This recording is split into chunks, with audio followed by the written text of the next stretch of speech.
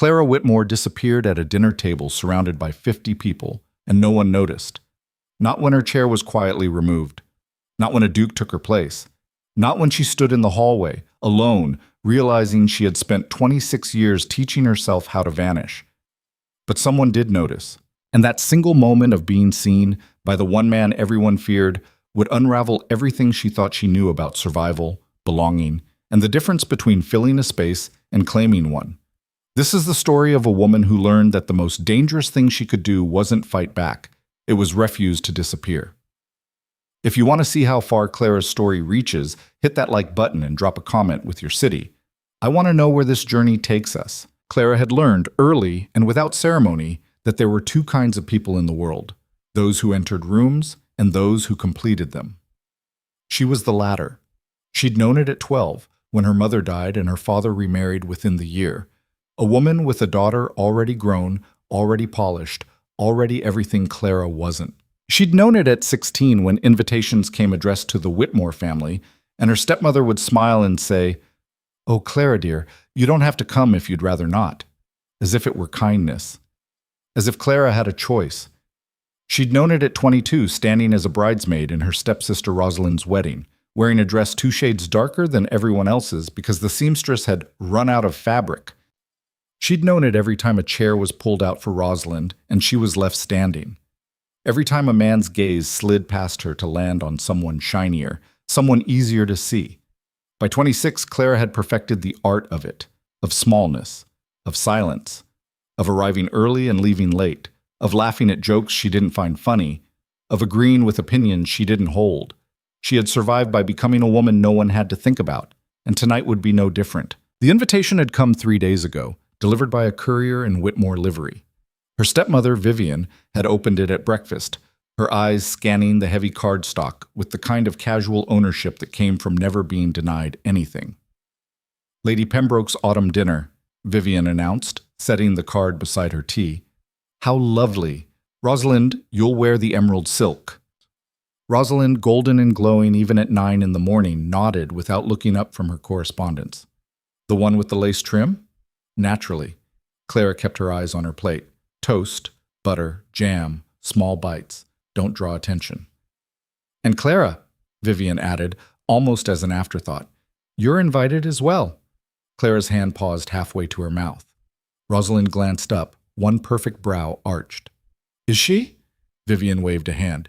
"They needed an even number. Lord Pembroke's nephew is attending, and they're short a dinner partner. You know how Patricia is about her seating charts." "Ah." Rosalind returned to her letters, the matter already forgotten. Clara set down her toast. "I see." "Don't look so sullen, dear," Vivian said, her voice sugared with false warmth. "It's a compliment. They thought of you." No, they didn't, Clara thought. They thought of a number. I just happened to fit. But she smiled. She always smiled. "Of course. Thank you." Now, standing in front of the mirror in her small bedroom, tucked in the east wing away from the main family suites, Clara studied her reflection with the detached assessment of someone examining a piece of furniture. Acceptable. That was the word. Not beautiful, not striking. Acceptable. Her dress was a pale gray silk, high-necked and long-sleeved, modest to the point of severity. Her dark hair was pulled into a simple twist, no ornaments, no pins that might catch the light. Her face was clean, her expression neutral. She looked like what she was, a placeholder, a body to fill a seat. "Clara!" Vivian's voice echoed up the stairs. "The carriage is waiting." She took one last look at herself, then turned away. The Pembroke estate sat on the edge of Ashford County, a sprawling manor house surrounded by manicured gardens and ancient oaks. Lanterns lit the long drive, their glow warm against the October chill.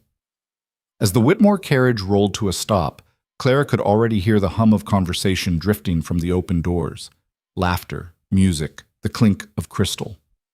Rosalind descended first, a vision in emerald and gold, her entrance perfectly timed to catch the light.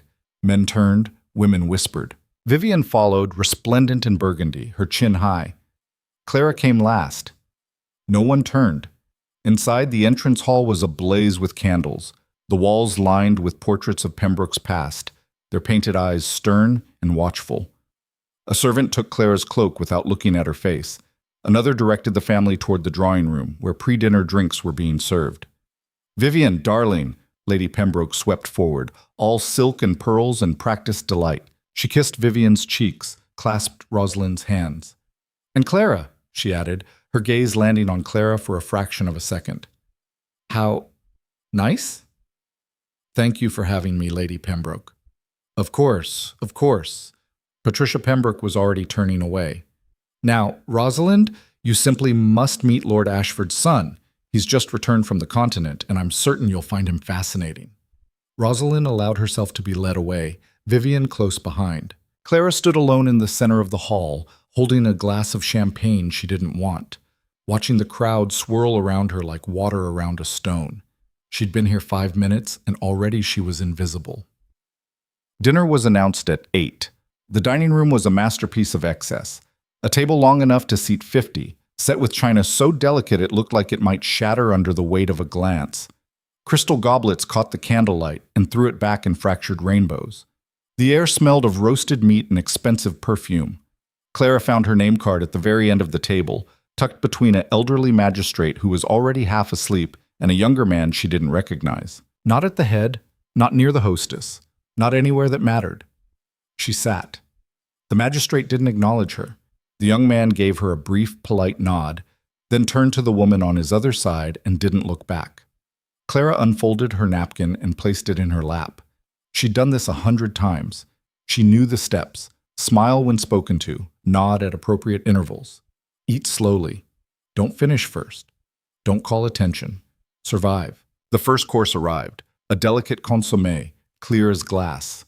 Clara lifted her spoon. Around her, conversation rose and fell in waves. Politics, gossip, the weather, someone's daughter's engagement, someone else's son's scandal. No one spoke to her. She was halfway through the soup when the room changed. It wasn't loud, it wasn't obvious, but Clara had spent her life reading the subtleties of social spaces, the slight shifts in temperature that signaled danger or opportunity. She felt it now, a sudden tension, a collective intake of breath.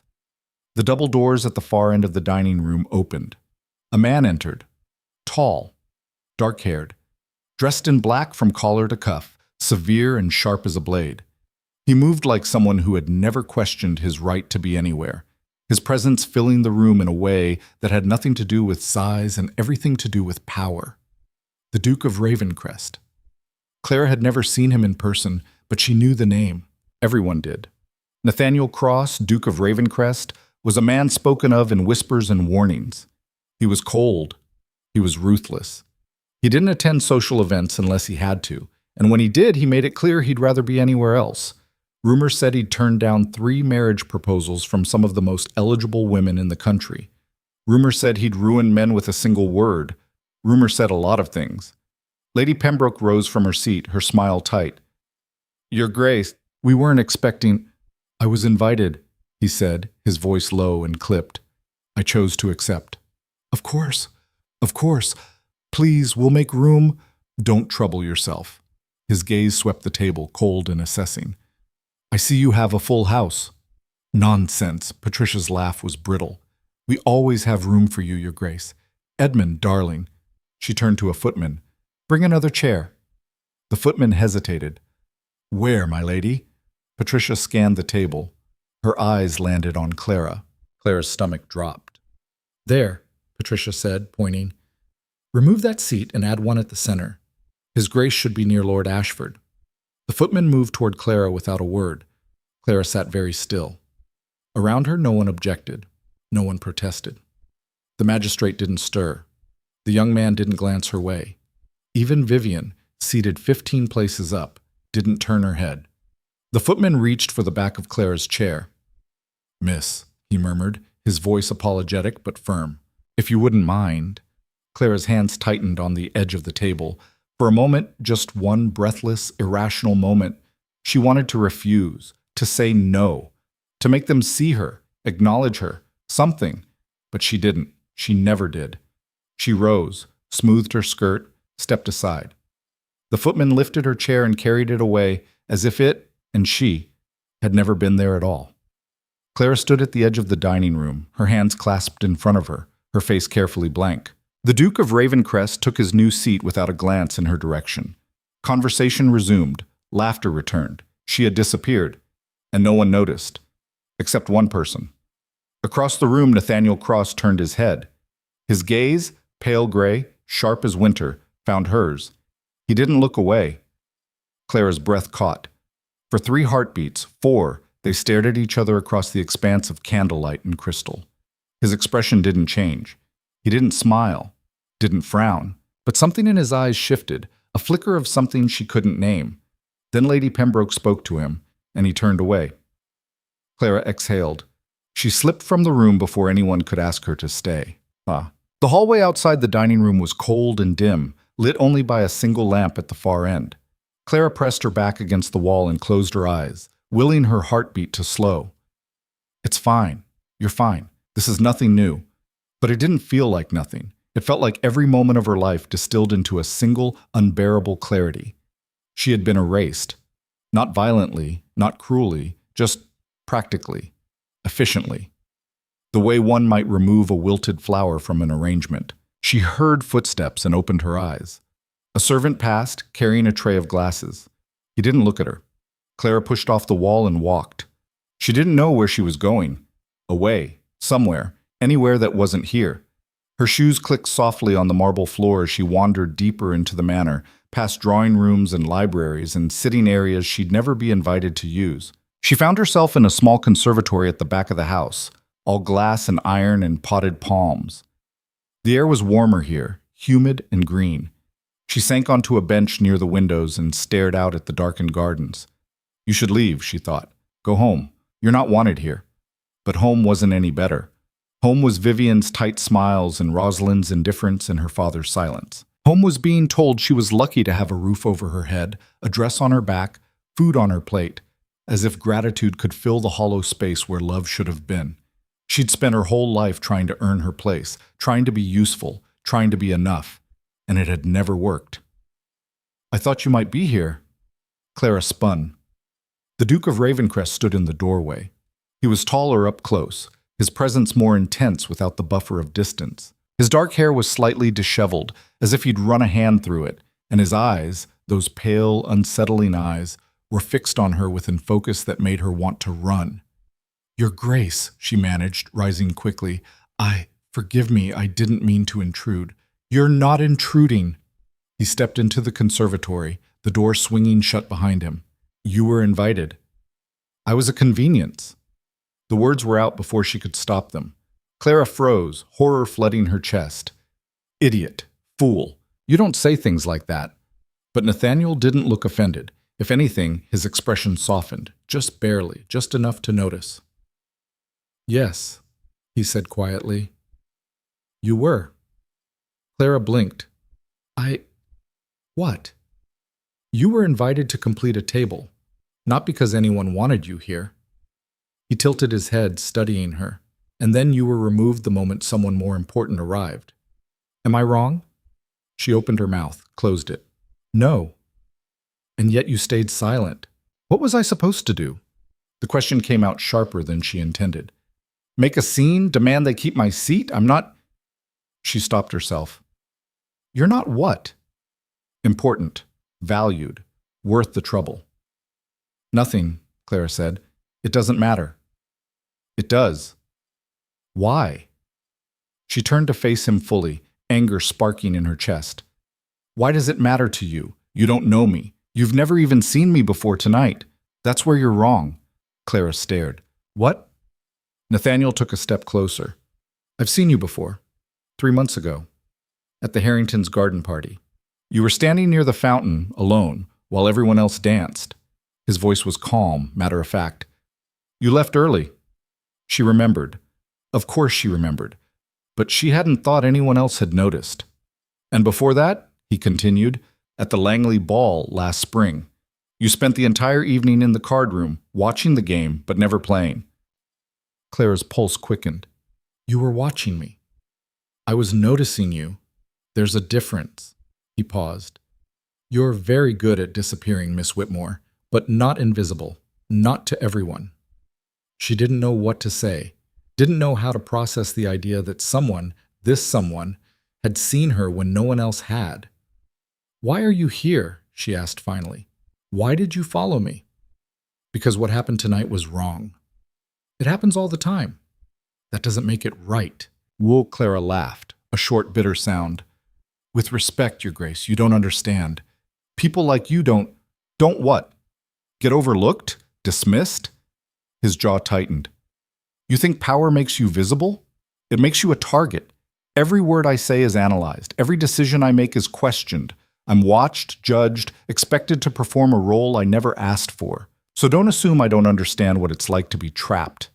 She stared at him, caught off guard by the rawness in his voice.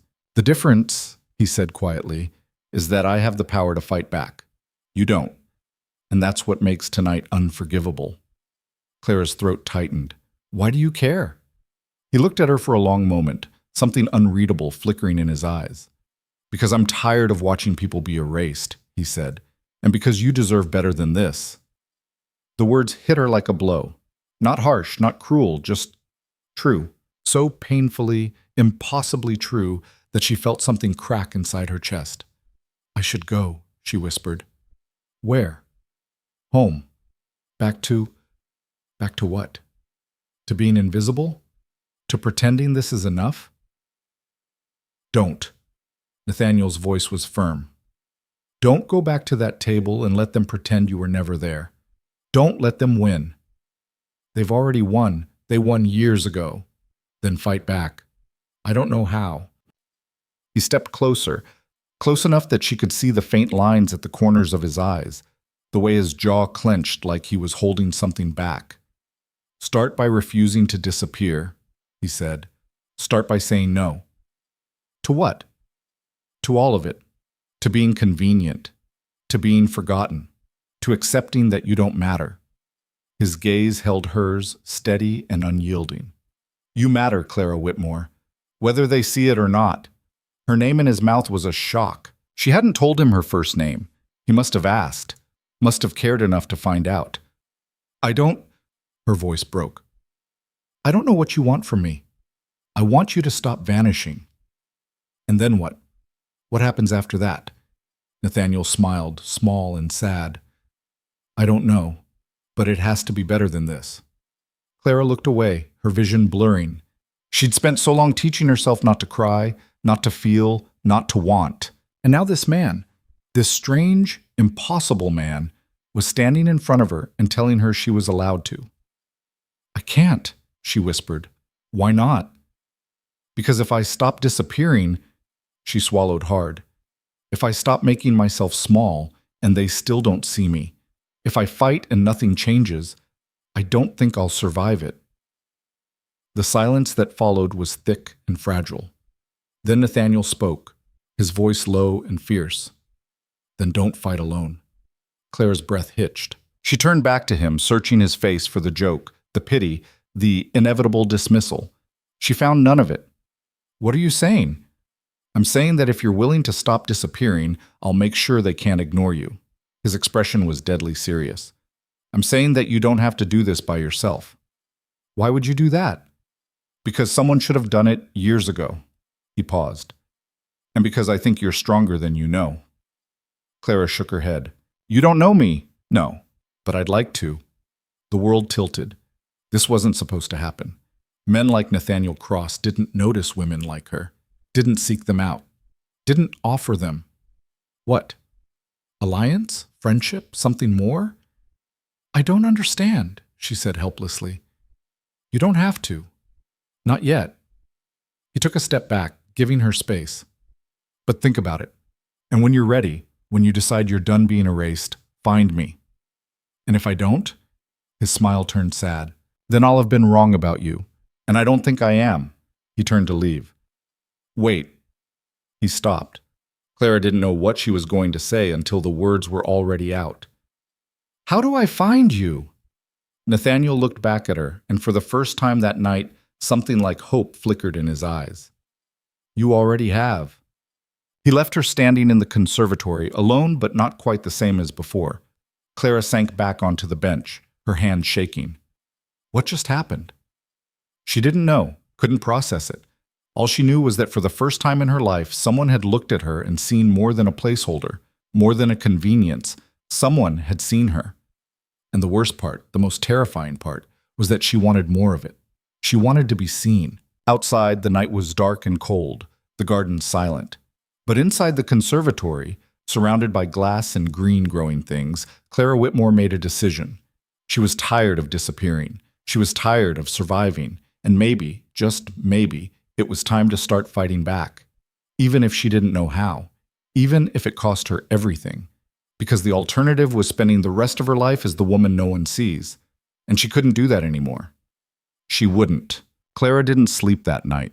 She lay in her narrow bed, staring at the ceiling, replaying the conversation in the conservatory until the words lost meaning and became just sounds, just breath, just the memory of gray eyes that had looked at her like she mattered. You already have. What did that mean? What was she supposed to do with it? By the time dawn crept through her curtains, she still didn't have an answer, but she had something else, a knot of restless energy in her chest that felt dangerously close to hope. She rose, dressed in her plainest morning gown, brown wool, high collar, nothing remarkable, and went downstairs expecting the usual silence. Instead, she found Vivian and Rosalind already at breakfast, their heads bent together in animated conversation. Absolutely unheard of, Vivian was saying, her voice pitched with excitement. Patricia told me herself. He stayed less than an hour and barely spoke to anyone. Rosalind's eyes gleamed. Except he did speak to someone, didn't he? Clara stopped in the doorway. Vivian glanced up, her expression shifting from animated to calculating in an instant. Clara, good morning. Good morning. Clara moved to her usual seat, reaching for the teapot. We were just discussing last night's dinner, Vivian said, her tone casual in a way that set Clara's nerves on edge. Quite the event, wasn't it? I suppose. Rosalind set down her cup with a delicate clink. Don't be modest, Clara. You were the talk of the evening. Clara's hand stilled. What? The Duke of Ravencrest, Vivian said, leaning forward. Patricia said he left the dining room shortly after you did. And when he returned to retrieve his coat, he asked Lord Pembroke who you were. The tea in Clara's cup suddenly felt too hot. He did? He did. Rosalind's smile was sharp. Can you imagine? The Duke of Ravencrest asking about you. There was something venomous in the way she said you, as if the very idea were laughable. I'm sure it was nothing, Clara said quietly. A polite inquiry. Polite? Vivian laughed, the sound high and brittle. Darling, the Duke doesn't do polite. If he asked about you, it means something. Clara kept her eyes on her tea. Then perhaps you should ask him. Oh, I intend to. Vivian's voice took on a steely edge. In fact, I've already sent a note inviting him to tea this afternoon. I expect he'll accept. Clara's stomach dropped. You what? Well, naturally, if he has an interest in our family, we should encourage it. Vivian's gaze flicked to Rosalind, then back to Clara. These opportunities don't come often. He's not interested in the family, Clara said before she could stop herself. He's what? Rosalind's eyebrow arched. Interested in you specifically? How presumptuous. The word landed like a slap. Clara's cheeks burned. I didn't say that. Good, because it would be absurd. Rosalind rose, smoothing her skirts. The Duke of Ravencrest could have anyone, and I do mean anyone. The idea that he'd choose a girl who can't even hold a seat at dinner. Rosalind, Vivian said sharply. That's enough. But the damage was done. Clara felt the words settle into her bones, heavy and familiar. Of course it's absurd. What were you thinking? If you'll excuse me, Clara said, pushing back from the table, I have correspondence to attend to. She didn't, but she couldn't sit there another second. Clara, Vivian's voice stopped her at the door. The Duke's tea is at 3. You'll be present. It wasn't a question. Clara nodded without turning around and fled. She spent the morning in the library, a small room on the second floor that no one else used. The shelves were dusty, the books outdated, but it was hers in a way nothing else in the house was. She curled into the window seat, a book open in her lap that she wasn't reading, and tried to quiet the storm in her head. Don't let them win, Nathaniel had said. Start by refusing to disappear. Easy for him to say. He was a duke. He could refuse whatever he wanted and the world would bend around him. She was nobody. A knock at the door startled her from her thoughts. "Miss Clara?" It was Margaret, one of the housemaids. "Letter for you, miss." Clara took the envelope, frowning. She never received letters. "Who's it from?" "Don't know, miss. Courier brought it not 10 minutes ago." Margaret left and Clara turned the envelope over in her hands. Heavy paper, no return address, just her name, written in a strong, slanting hand. Her heart kicked. She broke the seal. Inside was a single sheet of paper, the message brief. "Miss Whitmore, I meant what I said last night. If you're ready, I'll be at the Ashford Gardens at noon. Come if you wish. Or don't, the choice is yours." N.C. Clara read it 3 times, her pulse racing. He'd written to her. Nathaniel Cross, Duke of Ravencrest, had written to her, and he was asking her to meet him. Alone. In public. It was reckless. It was improper. If anyone saw them, if Vivian found out, the choice is yours. Clara looked at the clock on the mantel. 10:30. She had 90 minutes to decide. She went. She told herself it was a mistake the entire way there, but her feet kept moving. Down the stairs, out the side door, across the grounds and into the lane that led to town. She walked quickly, head down, heart hammering. The Ashford Gardens were a public park on the edge of the city, a sprawling expanse of manicured lawns and winding paths. At noon on a Thursday, it was nearly empty, just a few nursemaids with their charges and an elderly couple feeding the ducks. Clara found Nathaniel near the fountain at the center of the park, standing with his hands clasped behind his back, staring into the water. He was dressed simply, dark trousers, a gray waistcoat, no coat, and he looked younger than he had the night before, less severe. He turned when he heard her footsteps. "You came," he said. "I shouldn't have." "But you did." A small smile tugged at his mouth. "Why?" Clara stopped a few feet away, her hands twisting in her skirts. "I don't know." Yes, you do." She looked at him, this impossible man who had upended her entire world in the span of one conversation. "Why did you ask me to come here?" "Because I wanted to see if you would." He gestured to a bench nearby. "Will you sit?" She hesitated, then nodded. They sat in silence for a moment, the sound of the fountain filling the space between them. "I received a note from your stepmother this morning," Nathaniel said finally. "An invitation to tea." Clara closed her eyes. "I'm sorry." "Why are you apologizing?" "Because she's using me, using you. She thinks you're interested in Rosalind." "I'm not." The certainty in his voice made her look up. "She won't believe that." "She'll have to." He leaned back, his gaze steady on hers. "I'm not interested in playing games, Clara. If I wanted your stepsister, I would have spoken to her last night. I didn't. So what do you want?" "I want to know you." "Why?" "Because you're the first person I've met in years who doesn't want anything from me." Clara let out a startled laugh. "That's not true. I want—" She stopped. "You want what?" "To be seen, to matter, to stop feeling like I'm drowning in my own life." "I don't know," she said instead. Nathaniel studied her, his expression unreadable. "You're lying." "Maybe. Tell me the truth." "I barely know you." "Then let's fix that." He shifted to face her fully. "Ask me anything. I'll answer." Clara blinked. "Anything?" "Anything." She thought for a moment, then said, "Why did you come to the Pembroke dinner? You hate social events." "I do." "So why go?" Nathaniel's jaw tightened. "Because I was invited by Lord Ashford, and refusing him would have caused political complications I didn't want to deal with. That's honest." "You asked for the truth." "Fair." Clara tucked a loose strand of hair behind her ear. "My turn?" "Your turn. Why did you notice me? At the Harringtons' party, at the Langley ball. Why did you see me when no one else did?" He was quiet for a long moment, his gaze distant. When he spoke, his voice was low. "Because you reminded me of someone."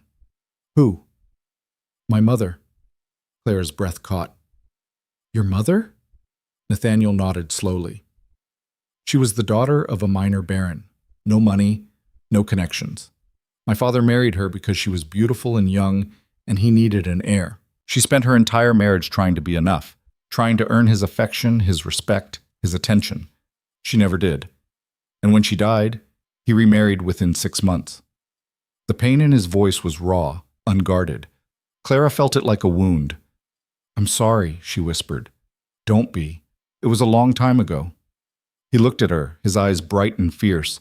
"But I swore I would never let that happen to someone else if I could stop it. And when I saw you at those parties, standing alone, vanishing..." He stopped, his hands curling into fists. I couldn't look away. Claire didn't know what to say. The weight of his words pressed against her chest, heavy and real. "You didn't deserve what happened last night," he said, "and I couldn't let it pass without saying something. So you followed me." "Yes. And now you're asking me to, what, fight back? Against people who have spent years perfecting the art of making me feel small?" "Yes. That's insane." "Probably." He smiled, quick and sharp. "But it's better than the alternative." Clara shook her head, torn between laughter and tears. "You don't understand what you're asking. If I start pushing back, if I stop making myself convenient, they'll crush me. Not if you're not alone. You can't fight every battle for me." "No, but I can stand beside you while you fight them yourself." The offer was too much, too big, too impossible. "Why?" Clara demanded. "Why would you do that for someone you don't even know?" Nathaniel leaned forward, his gaze locked on hers.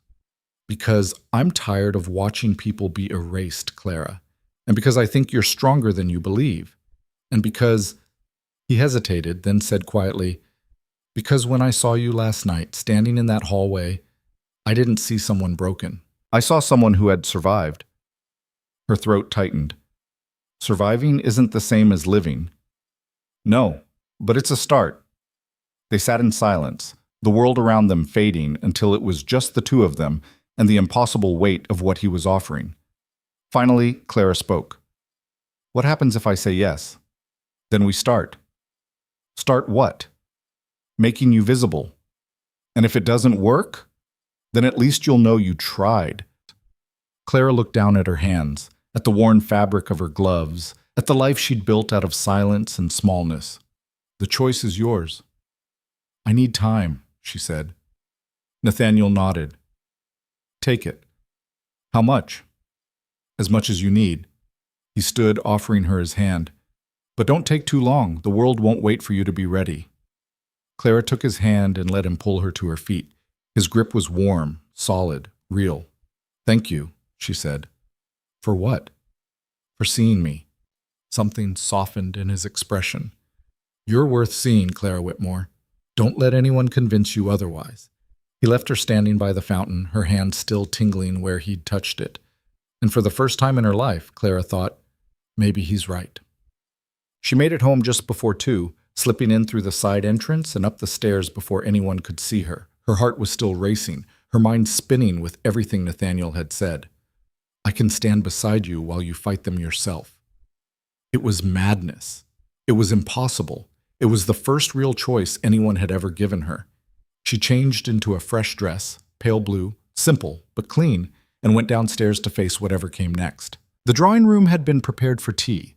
Vivian sat on the settee, resplendent in lavender silk, her posture perfect. Rosalind perched beside her, golden and glowing, her dress cut just low enough to be daring without being scandalous. Clara took a seat in the corner, out of the way. "There you are," Vivian said without looking at her. "I was beginning to think you'd forgotten." "No, I'm here." "Good. When the Duke arrives, let Rosalind and I handle the conversation. You may pour the tea if asked."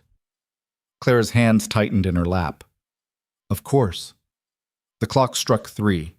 Vivian smoothed her skirts, her smile practiced and perfect. Rosalind tilted her head just so, catching the light. The door opened. The butler stepped in. "Your Grace, the Duke of Ravencrest."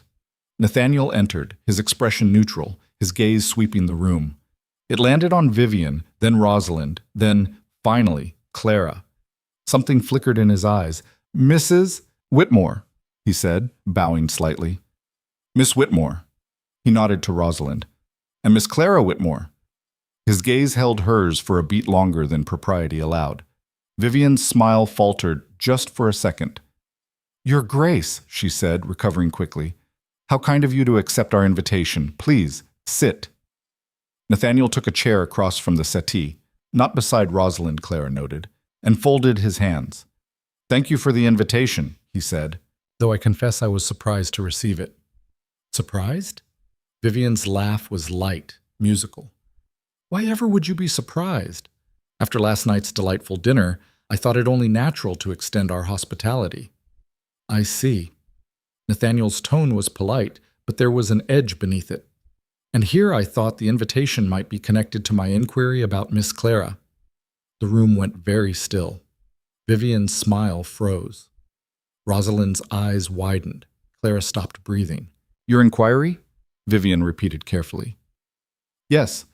I asked Lord Pembroke who she was. I assume he mentioned it. He did. Vivian's voice was strained, though I must admit I wasn't certain why I would be interested in Clara. Nathaniel's gaze was steady, unyielding. Because she's interesting. Rosalind let out a small, disbelieving laugh. Clara? Yes. The single word was a challenge. Vivian cleared her throat. Your Grace, I think there may be some confusion. Clara is a dear girl, of course, but she's not. Not what? Nathaniel's voice was dangerously quiet. Vivian faltered. Not accustomed to society. She prefers a quieter life. Is that true, Miss Whitmore? Everyone turned to look at Clara. Her mouth went dry. This was it. This was the moment. She could stay silent, agree with Vivian, sink back into the shadows where it was safe. Or she could speak, start by refusing to disappear. Clara lifted her chin. No, she said. That's not true. Vivian's expression went sharp. Clara, I don't prefer a quieter life, Clara continued, her voice steady despite the panic clawing at her throat. I've simply never been given the option for anything else. The silence that followed was deafening. Rosalind stared at her like she'd grown a second head. Vivian's face had gone pale, then red. Nathaniel smiled. Well, he said softly. There it is. Clara, Vivian said, her voice tight with barely controlled fury. You're being rude to our guest. Am I? Clara looked at Nathaniel. Your Grace, have I offended you? Not in the slightest. His eyes gleamed with something that looked dangerously close to pride. In fact, I appreciate your honesty. Vivian stood abruptly. Perhaps we should reschedule this tea. Clara is clearly not herself today. I'm perfectly myself, Clara said, standing as well. For the first time in a long time. Sit down, Vivian hissed. No. The word rang out like a bell. Rosalind gasped. Vivian's face went white. Clara's heart was pounding so hard she thought it might break through her ribs, but she didn't sit, didn't apologize, didn't shrink. Nathaniel rose smoothly. Mrs. Whitmore, thank you for the tea, but I think it's best if I take my leave. Your Grace, please. Vivian reached for him, desperation creeping into her voice. However, Nathaniel continued, ignoring her, I would like to extend an invitation of my own. He turned to Clara. Miss Whitmore, would you do me the honor of accompanying me to the Ashford Museum's exhibition tomorrow afternoon? Clara's breath stopped. Vivian made a strangled sound. That's highly irregular. Is it? Nathaniel's tone was mild. I was under the impression that public outings were perfectly acceptable with proper chaperonage. I'll provide a carriage and a chaperone, of course. Vivian looked between them, her control slipping. Rosalind would be delighted to... I'm asking Clara. The room spun. Clara's hands were shaking. This was real. This was happening. Miss Whitmore? Nathaniel's gaze was patient, steady. Do you accept? Every instinct screamed at her to refuse, to apologize, to make herself small again. But she was so tired of being small. Yes, Clara said. I accept. Vivian looked like she might faint. Rosalind's mouth hung open. Nathaniel bowed. Excellent. I'll send the carriage at 2. He moved toward the door, then paused. Oh, and Mrs. Whitmore? I would appreciate it if Miss Clara were treated with the respect she deserves. She is, after all, a guest in your home as much as she is family. He left before Vivian could respond. The silence he left behind was nuclear. Clara stood frozen, waiting for the explosion. It came. "How dare you?" Vivian said, her voice shaking with rage. "How dare you humiliate us like that? I didn't—" "You contradicted me in front of the Duke of Ravencrest. You made us look like fools." "I told the truth." "The truth?" Vivian's laugh was sharp and ugly. "The truth is that you are a charity case, Clara.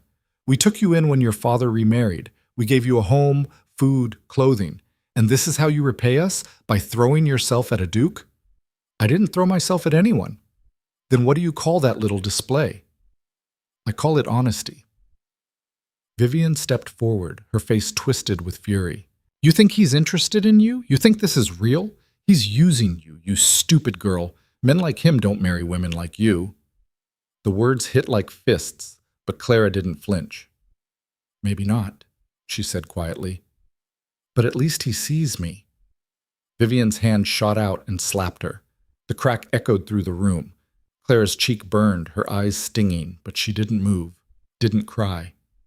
"Get out," Vivian said, her voice cold. "Get out of my sight." Clara turned and walked away, her head high, her hand steady. She didn't run. She didn't hide. She walked. And when she reached her room and closed the door behind her, she finally let herself shake. She'd done it. She'd fought back. And it had cost her everything. But as she pressed her hand to her burning cheek and thought of Nathaniel's words, "You're worth seeing," she realized something. It had also given her something she'd never had before. A choice. A chance. A way forward. And she wasn't going to waste it. She didn't sleep again that night, but this time it wasn't hope keeping her awake. It was fear. Clara sat on the edge of her bed, fully dressed, listening to the sounds of the house settling around her. Footsteps in the hall. Voices downstairs, muffled but sharp.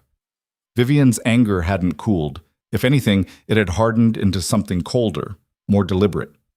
Around midnight, Clara heard her father's study door open. Heavy footsteps. Then Vivian's voice, urgent and insistent. She pressed her ear to her bedroom door. "Out of control, Edmund. You need to put a stop to this before she ruins everything." Her father's response was too low to hear. "I don't care if she's your daughter," Vivian snapped. "She humiliated us. In front of the Duke of Ravencrest, no less. Do you have any idea what this could do to Rosalind's prospects?" A pause. Then her father's voice, weary. "What do you want me to do?" "Cancel it. Tell her she's not going tomorrow. Lock her in her room if you have to." "Vivian, or I will." Silence. Then footsteps. Moving toward the stairs. Clara's heart hammered. She stepped back from the door, her mind racing. They were coming. They were going to stop her. No. The word burned through her chest. No, not this time. She grabbed her cloak from the wardrobe, her hands shaking. She didn't have a plan, didn't know where she'd go. But she couldn't stay here. Not tonight. Not with Vivian's fury hanging over her like a blade. The footsteps stopped outside her door. A knock. Soft. Uncertain. "Clara?" Her father. She opened the door a crack. Edmund Whitmore stood in the dim hallway, his face drawn and tired. He looked older than she remembered, the lines around his eyes deeper, his shoulders hunched as if carrying an invisible weight. "May I come in?" he asked quietly. She stepped aside. He entered, closing the door behind him, and for a long moment they just stood there, father and daughter, strangers in the same house. The silence stretched between them, filled with years of things unsaid. "I'm not going to lock you in your room," he said finally. Clara's breath hitched. "You're not?" "No." He rubbed a hand over his face, the gesture so weary it made him look ancient. "Though Vivian would prefer I did." "I know. She's angry." "I noticed." Clara wrapped her arms around herself, suddenly cold despite the warmth of the room. He almost smiled. Almost. "Clara, what are you doing?" "I don't know," she admitted, "but I couldn't sit there and let them speak for me anymore. I couldn't pretend that being invisible was the same as being safe." "And the Duke? What about him? Is he using you to cause some kind of scandal? To embarrass someone? These aristocrats, they play games with people's lives. The question stung more than it should have. No, I don't think so. You don't think? I don't know him well enough to be sure, Clara said, her voice gaining strength. But he's been kind. He sees me when no one else does. He makes me feel like I'm worth something. Her father's expression softened, pain flickering across his features. Clara, men like Nathaniel Cross don't marry girls like you. There it was again, that phrase, girls like you. What does that mean? Clara asked, her voice sharper than she intended. What exactly am I like, Father? He flinched. You know what I mean. Do I? Because it sounds like you're saying I'm not good enough, that I'm worth less than Rosalind, less than Vivian, less than anyone who was born with the right name, or the right money, or the right face. That's not... He stopped, his jaw working.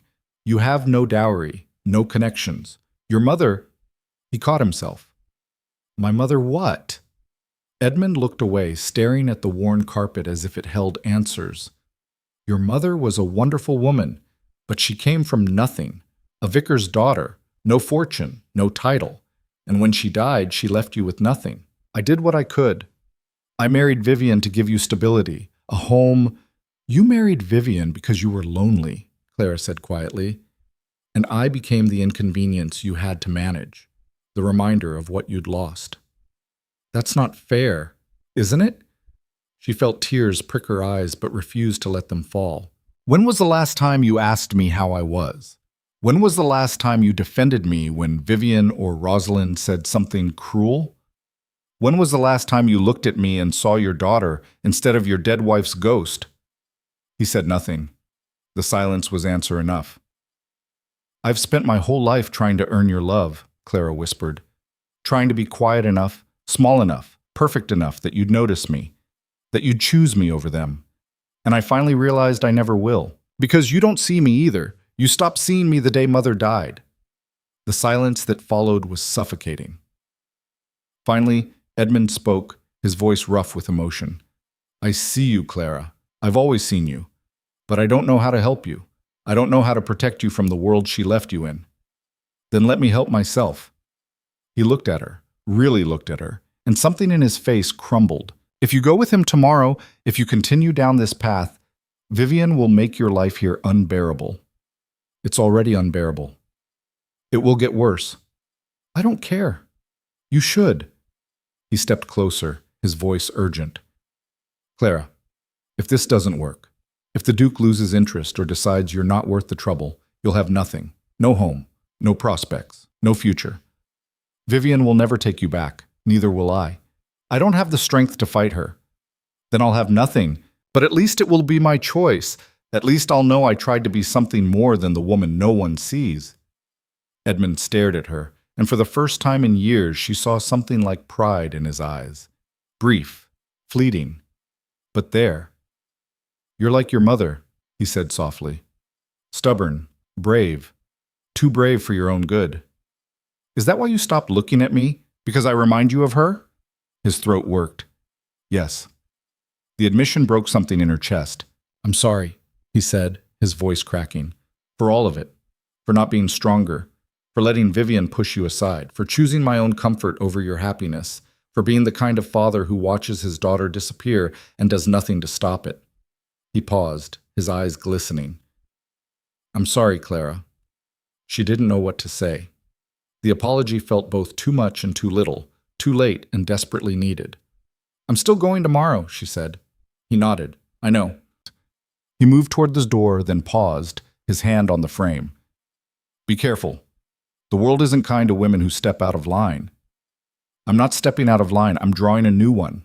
Edmund smiled, sad and small and heartbroken. Then I hope you succeed. I hope you find everything your mother and I couldn't give you. He left, closing the door softly behind him. Clara sank onto her bed, her body trembling with exhaustion and adrenaline, and something that felt dangerously like grief. She'd stood up to her father. She'd heard his apology. And somehow, it changed nothing and everything all at once. She'd done it. She'd claimed her choice. And tomorrow, she'd face the consequences. The carriage arrived at precisely 2 o'clock. Clara stood in the entrance hall, dressed in her best day gown, a deep green wool that made her eyes look brighter, her skin less pale. She'd done her hair herself, twisting it into a simple knot at the nape of her neck, her fingers clumsy with nerves. No jewels, no adornments, just herself. Vivian hadn't come downstairs.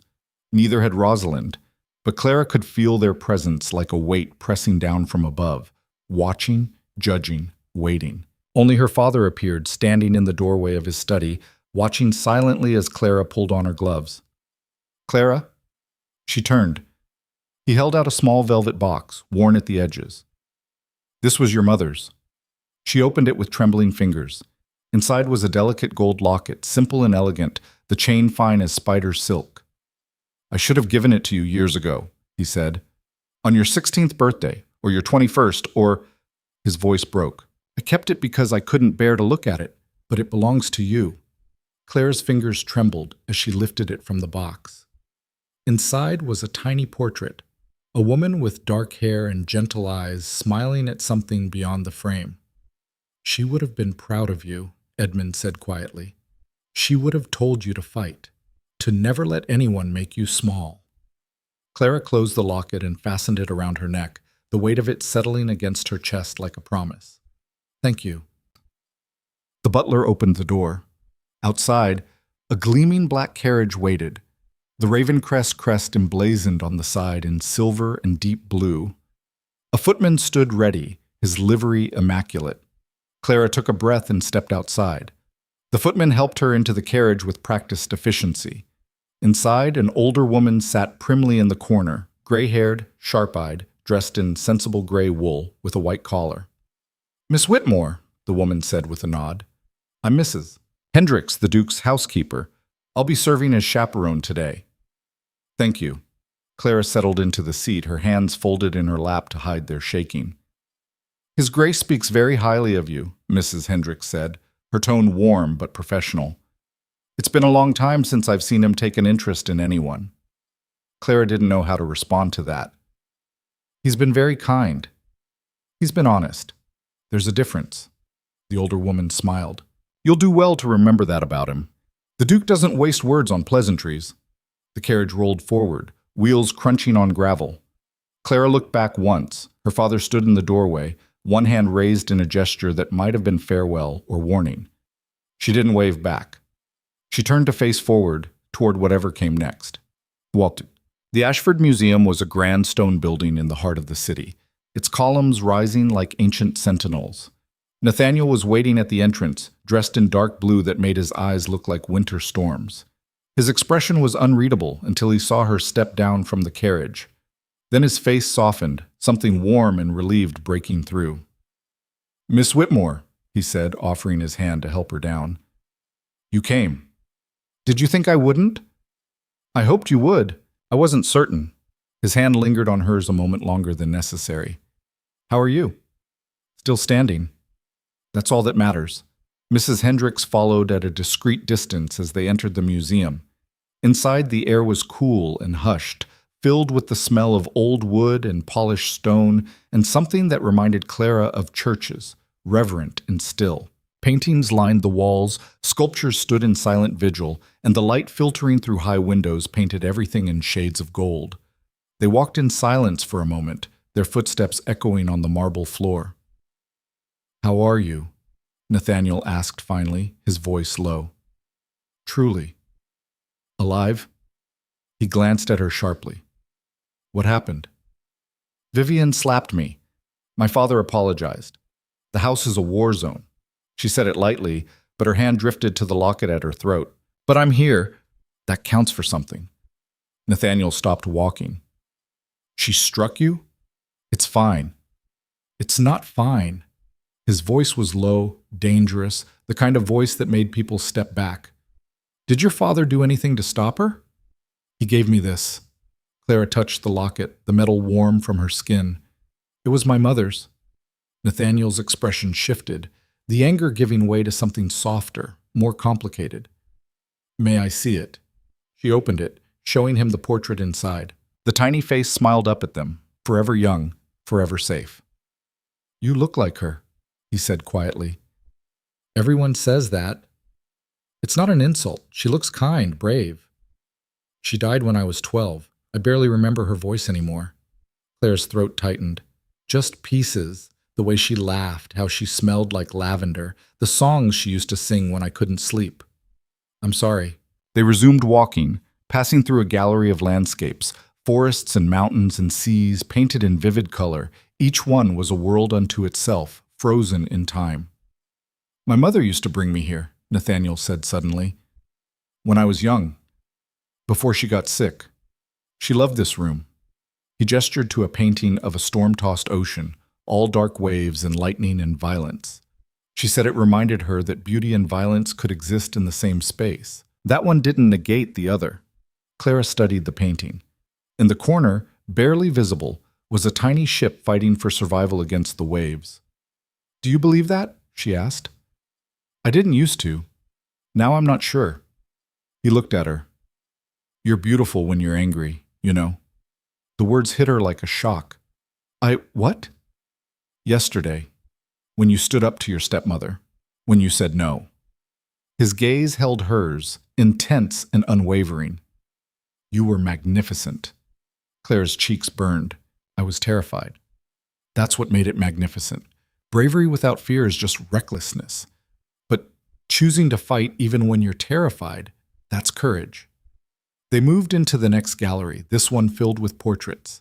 Kings and queens and nobles all staring down from their gilded frames with expressions of power and certainty, as if they'd never doubted their place in the world. Do you ever feel like a fraud? Clara asked suddenly.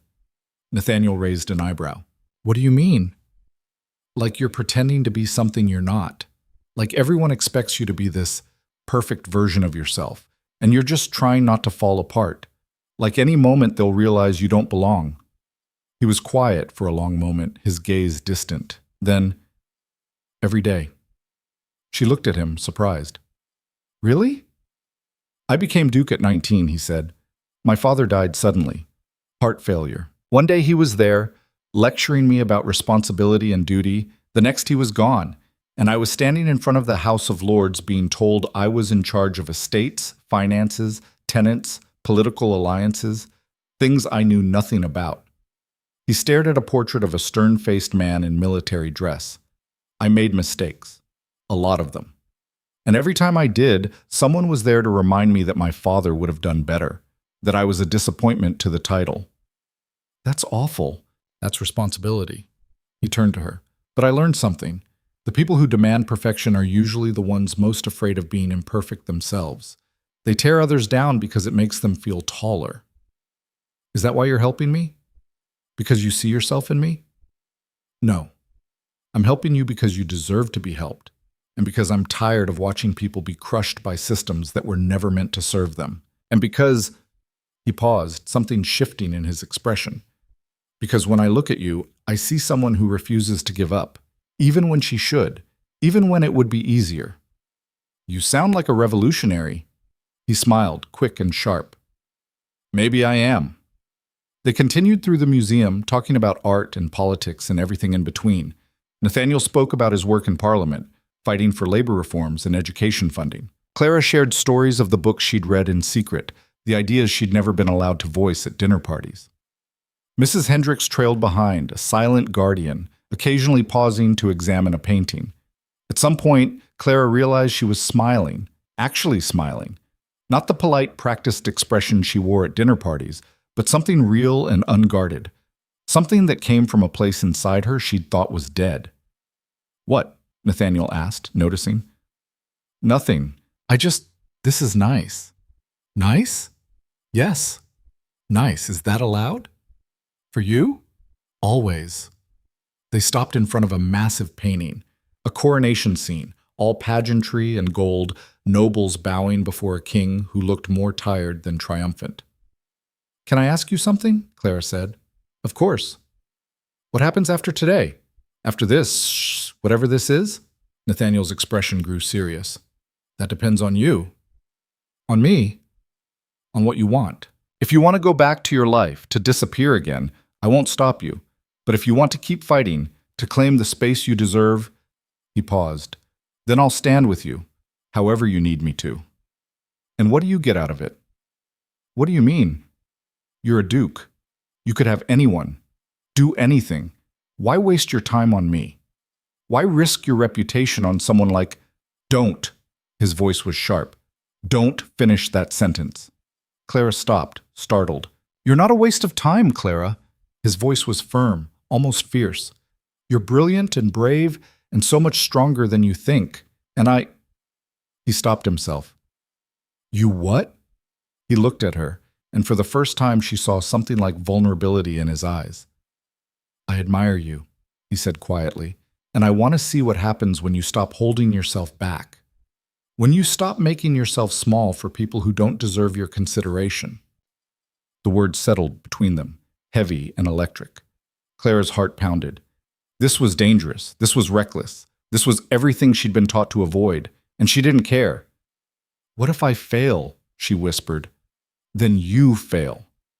But at least you'll have tried. And what if people say terrible things? What if they destroy me? Then I'll help you rebuild. He stepped closer.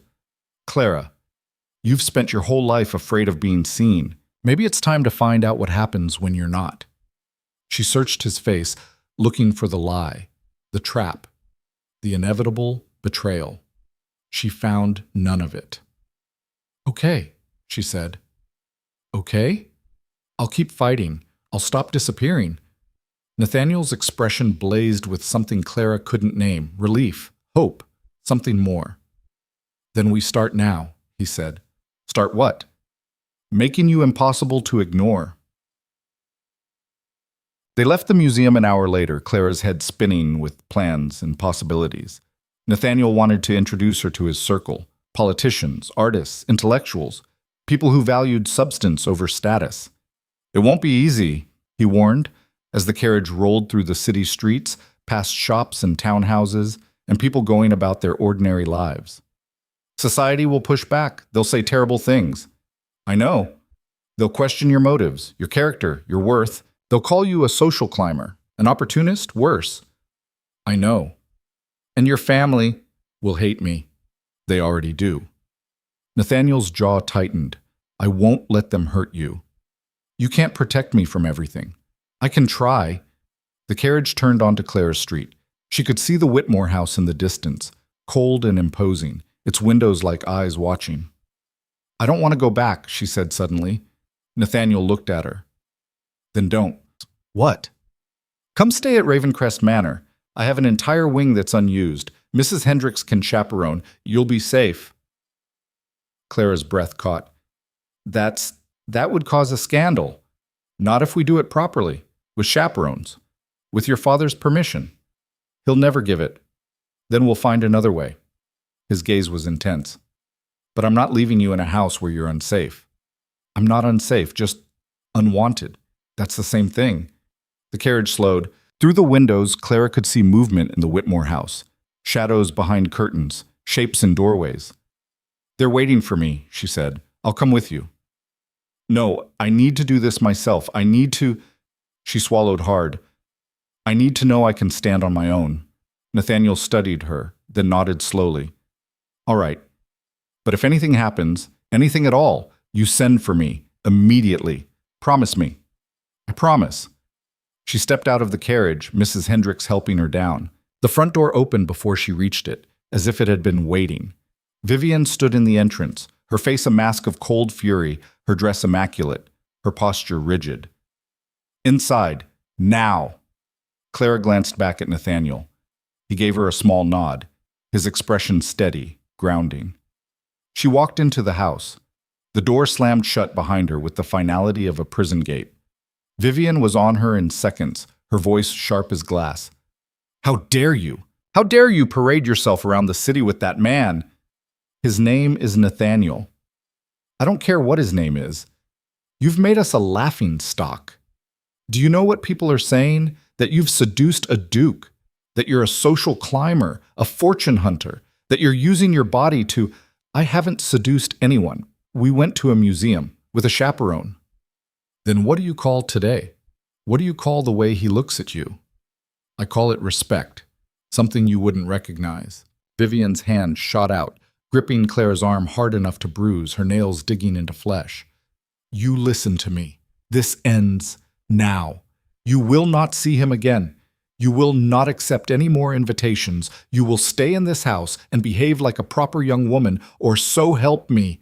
Clara pulled her arm free, stumbling back. No. What did you say? I said no. Clara's voice was steady, even as her heart raced. I'm not a child, Vivian. You can't control me anymore. I can throw you out. Then do it. The words hung in the air, shocking them both. Vivian's eyes narrowed, calculating. You think he'll take you in? You think he cares about you? I think he sees me, which is more than you've ever done. He sees a naive girl he can manipulate, and when he's bored, when he's had his fun, he'll discard you like yesterday's news. And then where will you be? No home, no family, no prospects, ruined. Maybe, but that's my risk to take. How noble. Vivian's voice dripped with venom. How brave. You're willing to throw away everything for a man you barely know. I'm not doing this for him. I'm doing it for myself. Rosalind appeared in the doorway, her face pale, her eyes red-rimmed. Mother, people are watching. Clara glanced toward the window. Across the street, neighbors stood in doorways, curtains twitched, faces pressed against glass. The spectacle was already public. The damage already done. Vivian stepped back, composing herself with visible effort, smoothing her dress, lifting her chin. Fine. If you want to destroy your reputation, that's your choice. But you will not destroy Rosalind's future in the process. I'm not trying to destroy anything. Then stay away from the Duke. Let him court Rosalind as he should have from the beginning, as any sensible man would. Clara laughed, the sound bitter and broken. He doesn't want Rosalind. Of course he does. Every man wants Rosalind. Not Nathaniel. You arrogant little... Vivian's control snapped like a thread pulled too tight. You think you're special? You think you're better than us? Better than her? She gestured at Rosalind, who flinched. No. I just think I deserve more than this, more than being told I should be grateful for scraps. You deserve nothing. Vivian's voice dropped to a vicious whisper, each word a calculated blow. Your mother was nobody. A vicar's daughter who got lucky. Your father is a coward who couldn't even mourn properly before replacing her. And you are a burden we took in out of charity. You have no money, no name, no prospects worth mentioning. The Duke is amusing himself with you, but it won't last. Men like him don't marry women like you. They use them. And when he's done, you'll have nowhere to go. The words hit like blows, each one aimed to wound, to break, to send her running back to safety. But Clara didn't flinch. You're right, she said quietly. I don't have money or name or prospects, but I have something you don't. And what's that? I have someone who sees me as more than a pawn, more than a convenience, more than something to use and discard. Clara's voice grew stronger. And that's worth more than everything you've ever given me. She turned and walked toward the stairs, her legs shaking but her step steady. Where are you going? Vivian demanded. To pack. Pack? You're leaving? Yes. And where exactly do you think you'll go? What respectable establishment will take an unmarried woman with no references, no money? I'll figure it out. You'll end up on the street, or worse. Clara paused on the landing, looking down at Vivian's furious face, at Rosalind's shocked expression, at the life she'd spent 26 years trying to fit into. Then I'll end up on the street, but at least I'll be free. This is madness, Vivian hissed. No, staying here was madness. This is survival. She didn't wait for a response. She went to her room, pulled her trunk from beneath the bed, the same trunk she'd arrived with 16 years ago, and started filling it with everything she owned. Dresses, books, her mother's letters tucked into a faded ribbon, a shawl, a hairbrush. The sum total of 26 years. She worked quickly, her hands shaking but steady, folding and packing with mechanical efficiency. She was halfway through when the door burst open. Rosalind stood there, her face flushed with anger and something else. Fear, maybe. Or jealousy. You can't do this, she hissed. Clara didn't look up. I can. I am.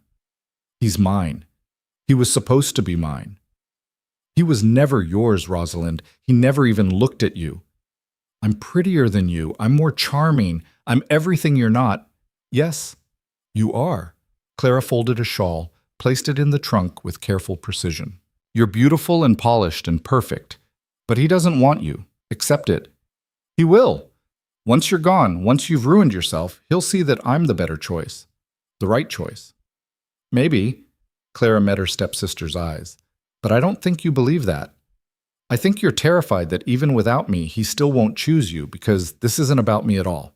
It's about the fact that for once, being beautiful isn't enough. Rosalind's eyes blazed. You're going to regret this. Maybe, but I'll regret staying more.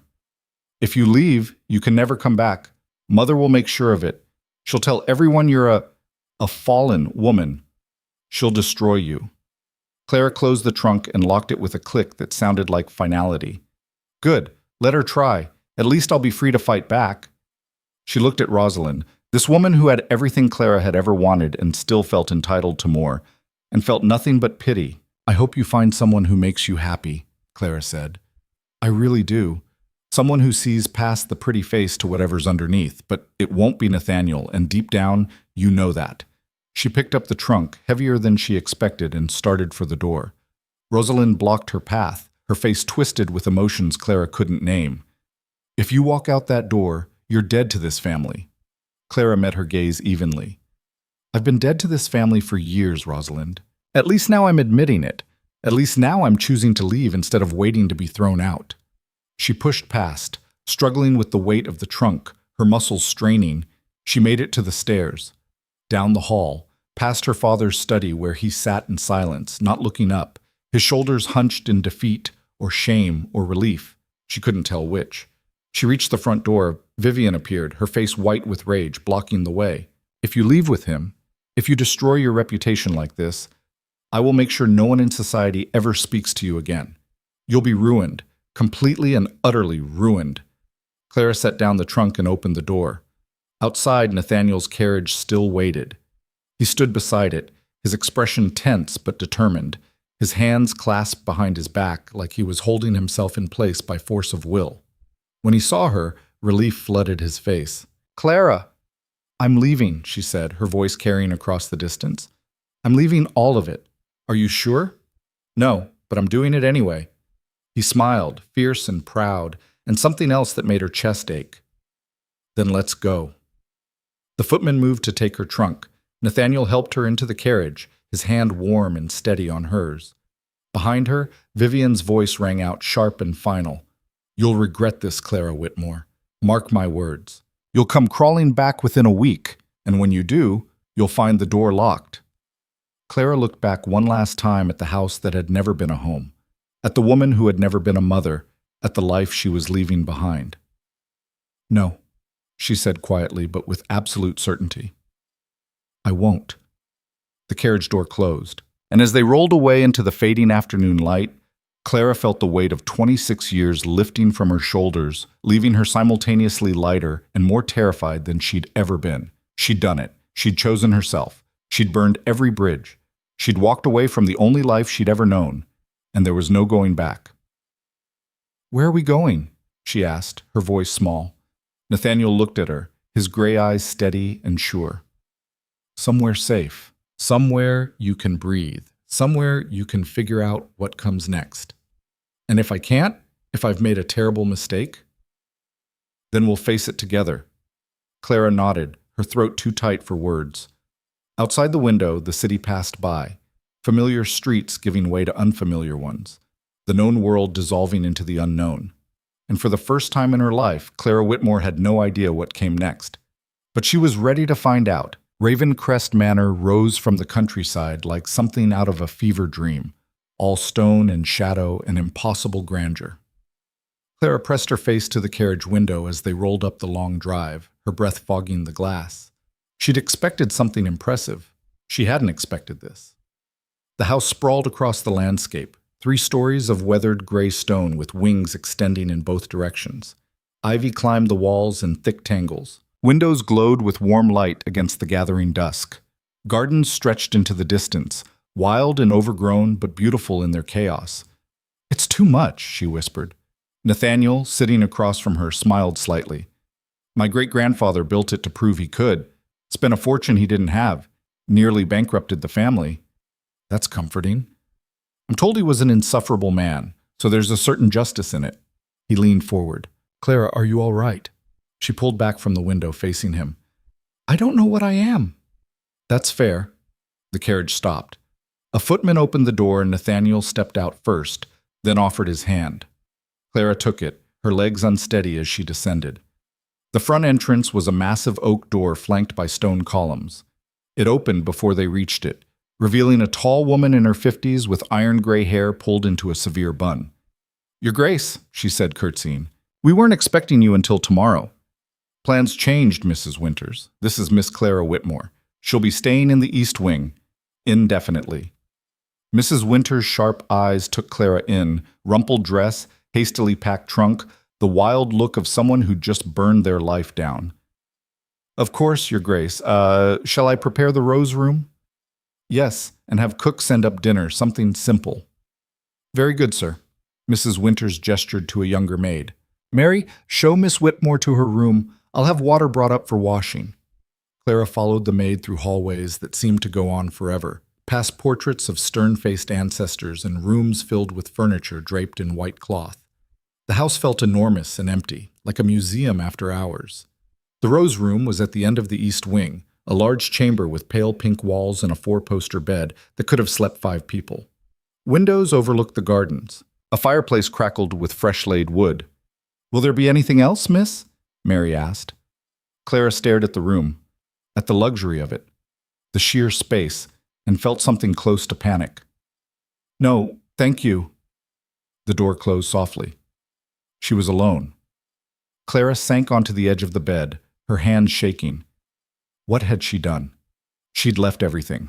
Everyone. For what? For a man she barely knew? For some vague promise of being seen? You're an idiot, she thought. A complete fool. A knock interrupted her spiral. Come in, she called, expecting Mary. It was Nathaniel. He'd removed his jacket, rolled up his sleeves. He looked younger, less formal, almost uncertain. May I? He asked. She nodded. He crossed the room and sat in the chair by the window, keeping a careful distance. I wanted to check on you. I'm fine. You're lying. Clara let out a breath that was half laugh, half sob. Yes. Do you want to talk about it? I don't know what to say. I left my home, my family, everything I've ever known, for, she gestured helplessly, for this, whatever this is, survival. Is it? Because right now it feels like the stupidest thing I've ever done. Nathaniel was quiet for a moment. Then, when I was 20, I made a decision that everyone told me was insane. I refused an arranged marriage to the daughter of a powerful earl. It would have secured political alliances, strengthened our position. But I didn't love her, didn't even like her, so I said no. What happened? I was ostracized for 2 years, couldn't get anyone to support my proposals in Parliament, lost friendships. My advisors called me selfish and short-sighted. He smiled, bitter. They were probably right. Then why did you do it? Because I looked at her and saw my future, a life of polite dinners and separate bedrooms and pretending to be happy. And I couldn't do it. I couldn't trade my entire existence for political convenience.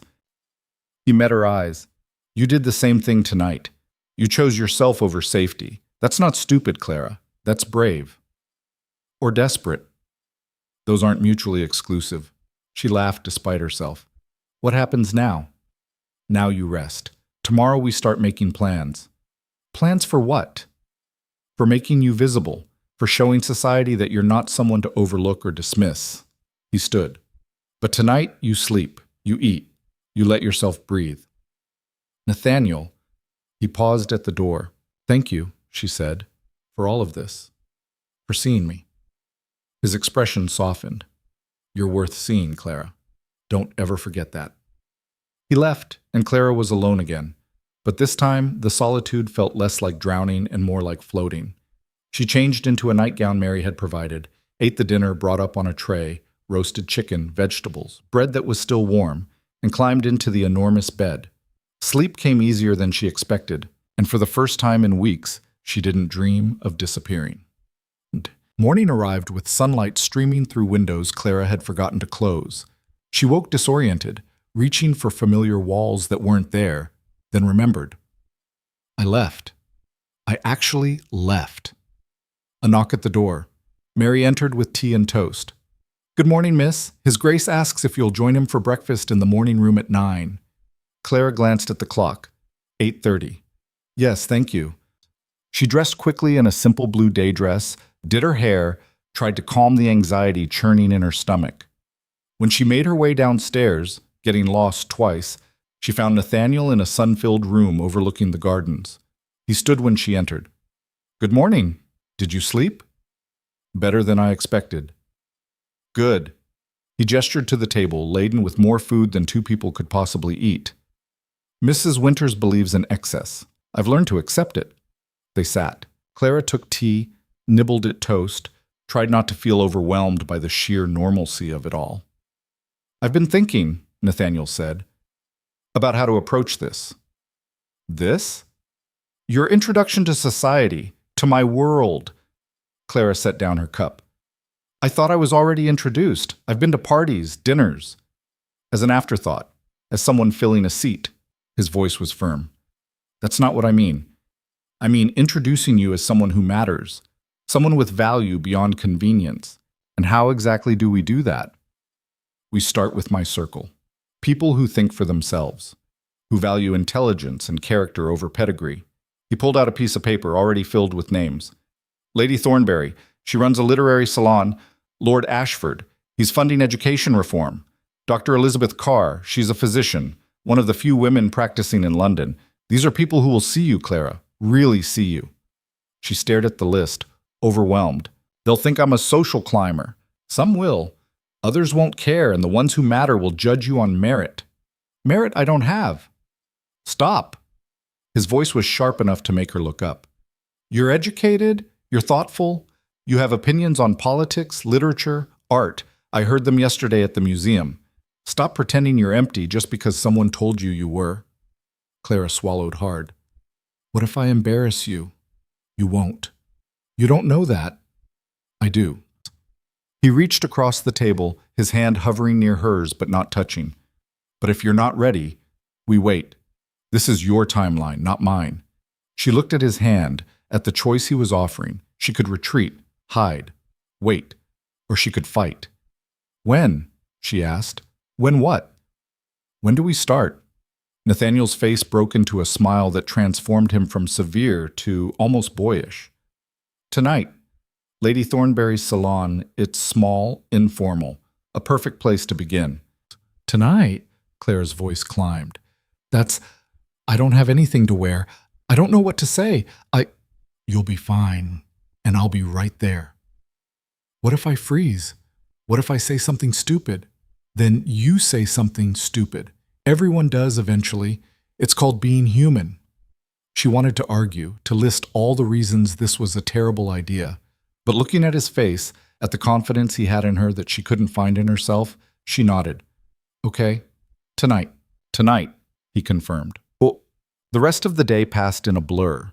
Mrs. Winters produced a dress from somewhere, deep burgundy silk with black lace, elegant without being ostentatious. A lady's maid named Alice appeared to do Clara's hair, weaving it into an intricate updo that made her look older, more sophisticated. You look beautiful, miss, Alice said, stepping back. Clara stared at her reflection. She didn't recognize herself. This woman was poised, elegant, someone who belonged in drawing rooms and salons. But it's just a costume, she thought. Underneath, you're still you. The thought was simultaneously comforting and terrifying. Nathaniel was waiting in the entrance hall when she descended, dressed in dark evening clothes that made his gray eyes look like silver. He stared at her for a long moment. What? Clara asked, self-conscious. Is it too much? I can change? You look stunning, he said quietly. You look stunning. Heat flooded her cheeks. Thank you. The carriage ride to Lady Thornberry's townhouse was mercifully short. Clara spent it trying to remember how to breathe, how to speak, how to be anything other than the terrified girl she felt like inside. Clara, Nathaniel's voice cut through her panic. "Look at me." She did. "You belong here," he said. "Not because of me.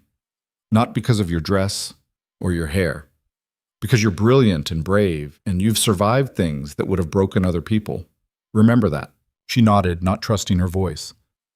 The townhouse was elegant but not overwhelming. A 4-story building in the heart of Mayfair, warm light spilling from windows. A butler admitted them, taking their coats. Inside, the salon was already underway. 20 or so people gathered in a large drawing room, talking in clusters. The atmosphere was different from other parties Clara had attended, less rigid, more animated. People actually seemed to be listening to each other. Lady Thornbury swept toward them, a tall woman in her 60s with white hair and sharp, intelligent eyes. "Nathaniel, you didn't say you were bringing a guest." "Forgive me, Catherine. This is Miss Clara Whitmore.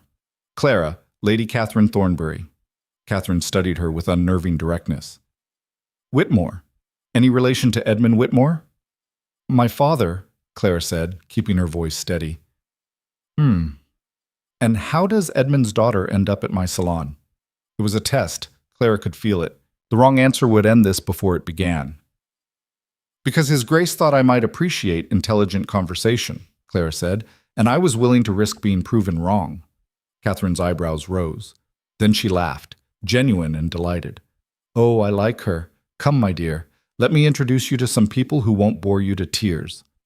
The next hour passed in a whirlwind of names and faces. Lord Ashford, who was surprisingly young and passionate about educational reform. Dr. Carr, who asked Clara pointed questions about her reading habits and seemed genuinely interested in the answers. A poet named Marcus Webb, who spoke about his work with the kind of vulnerability Clara had never heard from a man before. They asked her opinions, listened to her answers, challenged her when they disagreed but never dismissed her. It was intoxicating. "So, Miss Whitmore," Lord Ashford said during a lull in conversation, "what do you think of the proposed factory reforms? The ones limiting child labor hours?" The room quieted slightly. Clara felt eyes turn toward her. She could hedge, give a safe, non-committal answer, or she could be honest. "I think they don't go far enough," she said. "Limiting hours is meaningless if children are still forced to work at all. We should be funding education, creating opportunities that don't require 6-year-olds to risk their lives in textile mills." "But the economic impact," someone started. "Is less important than human lives," Clara interrupted, surprising herself. "We're one of the wealthiest nations on Earth. The idea that we can't afford to educate our children while funding wars and building monuments to ourselves is obscene." Silence. Clara's heart hammered. She'd gone too far, said too much. Then Lord Ashford started clapping. "Exactly, that's exactly what I've been saying. The economic argument is a smokescreen for greed." Others joined in, some agreeing, others pushing back with counterarguments. But they were engaging with her, treating her words as worthy of consideration. Nathaniel caught her eye from across the room, his expression proud. Later, as the salon wound down, Lady Thornbury pulled Clara aside. "You're wasted in drawing rooms, my dear. Have you ever considered writing?" "Writing?" "Essays. Opinion pieces. The kind of thing that might appear in periodicals if you had the right connections." Catherine's smile was knowing. "Which I happen to have." Clara's breath caught. "You're serious?" "Deadly. I publish a quarterly journal. Essays on social reform, women's rights, political philosophy. I could use a fresh voice.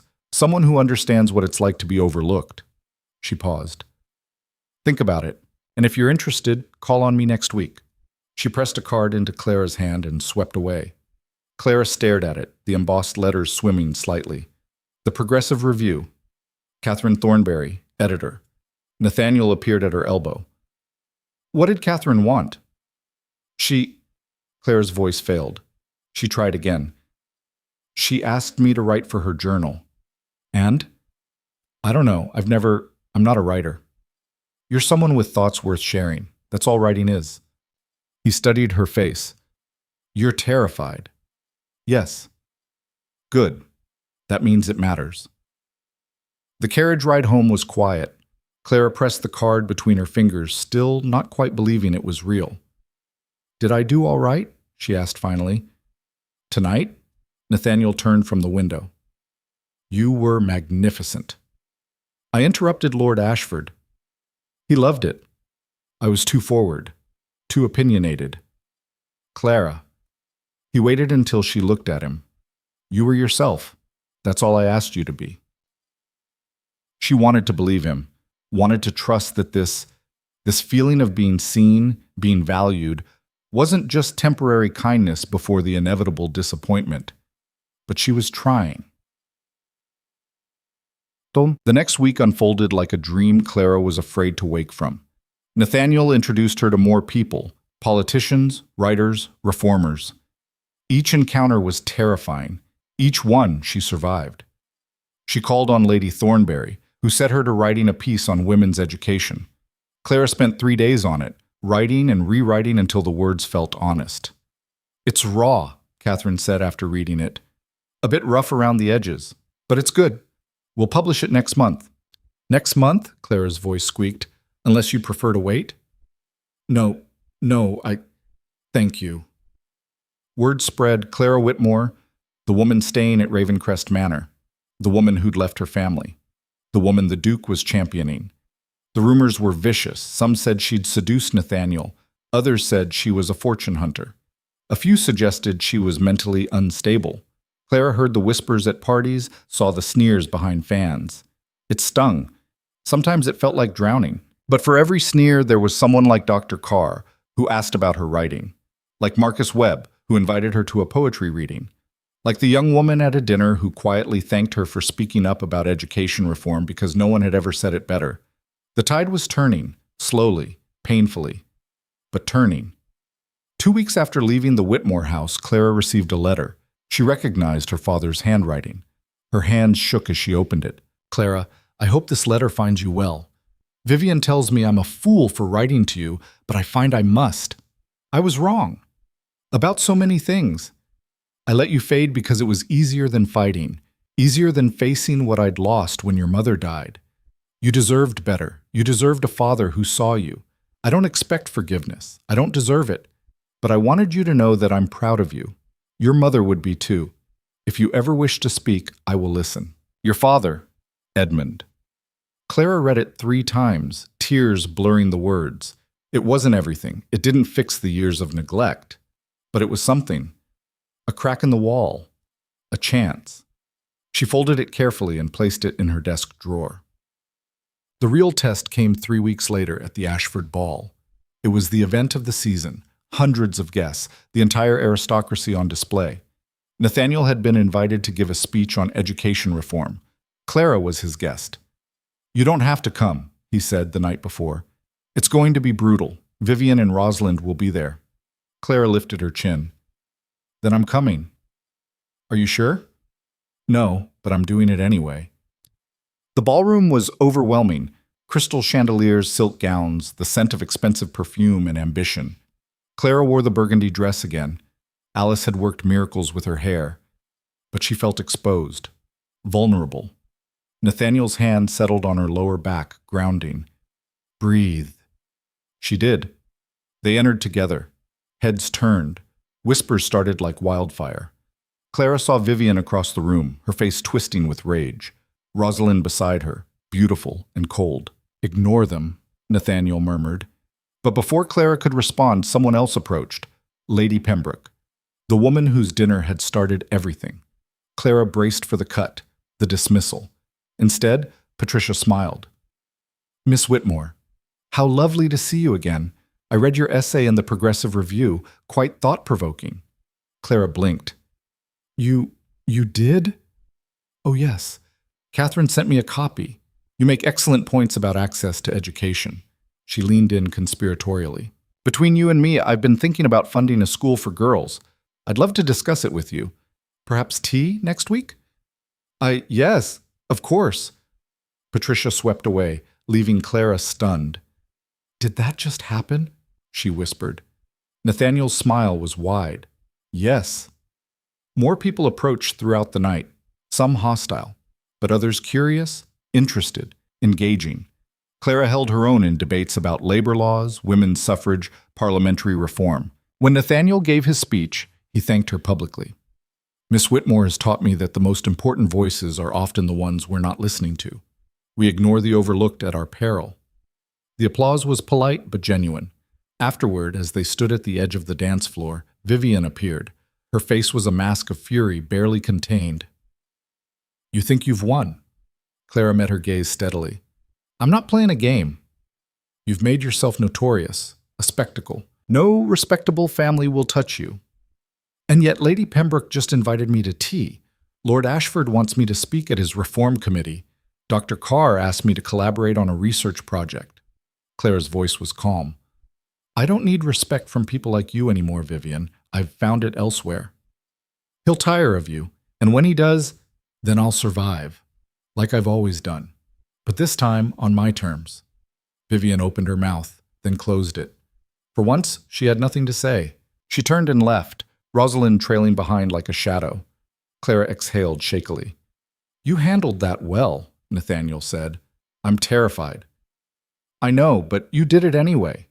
He offered his hand. "Dance with me?" "I'm not very good." "Neither am I." They moved on to the floor, joining the other couples. Clara stumbled twice, but Nathaniel steadied her, his hand warm and sure at her waist. "People are staring," she murmured. "Let them. Aren't you worried about what they'll say?" "No." He looked down at her, his eyes soft. "I stopped caring what they thought the moment I met you." Clara's heart kicked hard. "Nathaniel, you changed everything, Clara. You showed me what bravery actually looks like, what it means to fight for yourself when no one else will." His voice dropped. "You're remarkable, and May I cut in?" They both turned. Edmund Whitmore stood there, looking older than Clara remembered, his face etched with exhaustion and something that might have been hope. Nathaniel looked at Clara. She nodded. He stepped back. Edmund took his place, his movements stiff and uncertain. They danced in silence for a moment. "You came," Clara said finally. "I had to see, to know you were all right." "I'm more than all right." "I can see that." He smiled, sad and genuine. "Your mother would be so proud of you." Clara's throat tightened. Would she? She spent her whole life trying to be enough for people who would never value her. You stopped trying. You chose yourself. His voice broke slightly. "That's the bravest thing I've ever seen." "I'm scared, Father. Every day." "I know, but you're doing it anyway. That's what makes it brave." The music ended. Edmund stepped back, bowing slightly. "I won't take any more of your time, but Clara, if you ever need anything at all, I'm here." He left before she could respond. Clara stood there, tears threatening, until Nathaniel reappeared. "All right?" he asked. She nodded, not trusting her voice. The rest of the night passed in a blur of conversations and dances and small victories.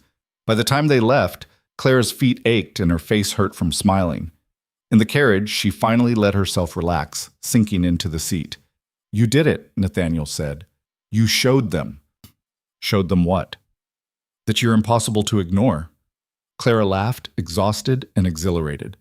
"I still don't understand why you're helping me." "Because you're worth helping. Because you deserve to be seen." He paused. "And because somewhere along the way, I stopped being able to imagine my life without you in it." The words hung between them, heavy with meaning. Clara's breath caught. "What are you saying?" "I'm saying that this started as me wanting to help someone who'd been wronged, but it's become so much more than that." His gaze held hers. "I'm saying that I care about you, Clara, deeply, and I want to know if—" She kissed him. It was impulsive and terrifying and perfect. His lips were warm, his hand came up to cup her face, and for a moment the whole world narrowed to just this. When they broke apart, both breathless, Nathaniel smiled. "I'll take that as a yes," he said. Clara laughed, giddy and free.